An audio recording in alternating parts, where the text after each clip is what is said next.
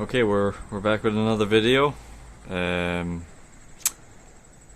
If you watched the last video, you would have seen that this turbine was burnt, and just to show you the difference between a burnt stator and a fresh new one. Nice shiny copper on that one, and look at black burnt. Blech. So that's the difference. This stator, it's supposed to be a 24 volt, so I've yet to test it. So it's in there with the magnets. If you are replacing the stator on one of these, or the magnets or whatever, just really be careful, because it totally snaps in there and it will take off some of your finger if you have it in there. So so this is how it comes from China. They have it all crimped up for you, and because this turbine it lost its the brushes as well, I had to get some brushes, which are these guys.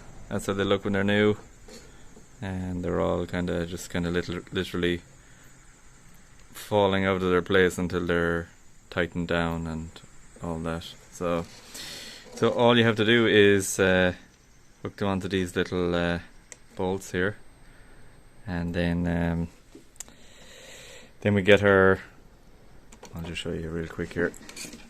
It's not easy with one hand. So basically each of these guys gets connected up like that. There's two little nuts to tighten it down, and then to find my slip ring, that's my other brushes. Yeah, so I got another set of brushes just to have spare, because the shipping on these from China is quite expensive. So there's my slip ring. As you can see, nice cabling and insulation. I'm not sure the gauge of the wire, but I mean, for a 24 volt it's definitely should be enough, and it is. Looks like it's pretty similar with the stuff coming from the stator coil. So yeah, so basically that's how it works. Touches off the brushes, brings your power down through the slip ring, down your pole to your controller or whatever.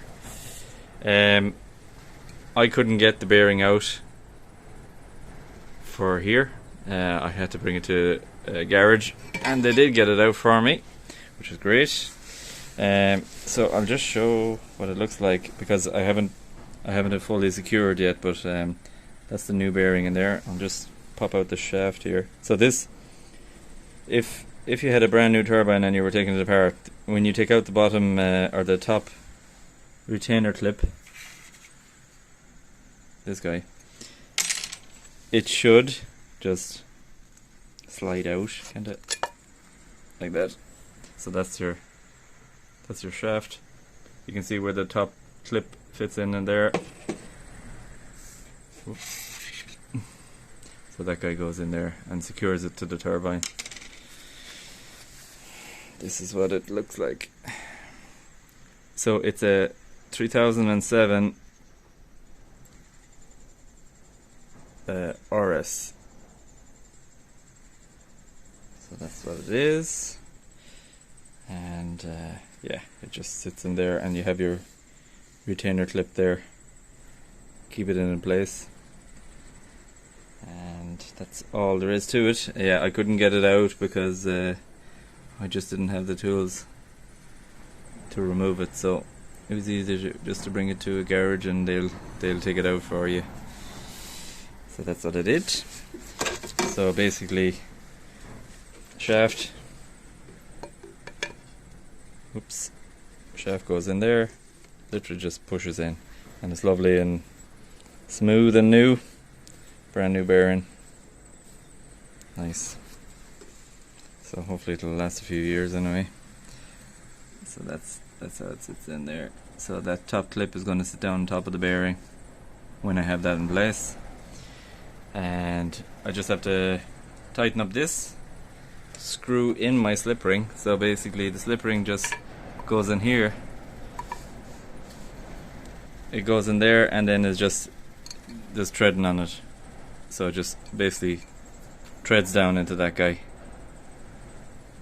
And once it's lining up or fully seated in there, I should be lining up with this guy perfectly, because there's no real movement there. So that those brushes, this is the old one now, but I'll just show you. So basically just sit in something like that.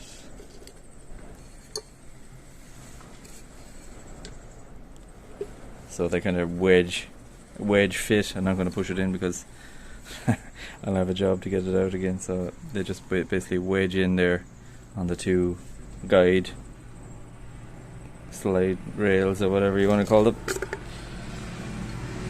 So on the bottom, see them down there at the bottom, and on the top, so just like that. Okay, so I'm gonna put it together. I'm not gonna do it on video because I need both my hands. So hopefully everything will go to plan. So I am going to tape these brushes in, because from experience I know they're really delicate. So I'm gonna tape them, push them in, put a bit of tape on them, so they don't get smashed up by the slip ring. So I'll obviously connect them first, then I will put in my brushes, and then I'll put in the slip ring after that. You have to do it in that order, because you won't get the brushes in there without the slip ring being removed. The slip ring is quite easy to remove, but yeah. And that's it. Oh yeah, so the other thing I noticed, I suppose there's a bit of a size difference between the 12 volt stator and the 24 volt. Now it's not much, but there is more copper in this, so I'm a bit worried about what they've sent me. I don't know how good it's going to be or whatever. So it's the same gauge, and for 24 volt it actually doesn't need to be, because it's going to be pushing less amps. But the coils, it also actually had less of this stuff here, this metal. But the weight of it, you're talking about 1.5 kg for this one, and the new one was just about a kg. But there was so much less of this stuff, which is making a lot of difference, and probably a little bit less copper. Anyway, we'll see how it performs when it goes in the air. I can compare it with the kind of power wise to the 12 volt that I have, but it should make up for cabling losses and that kind of thing, if it is indeed 24 volt. I presume it is. Okay, so I'm going to get this put together, and I have to get it up on the pole again, and we should be good to go. Yeah, so I'll do another video when I have it up in the air. Okay, so if you want to hit that thumbs up button, and if you want to give it a subscribe as well. Okay, cheers, thanks, bye.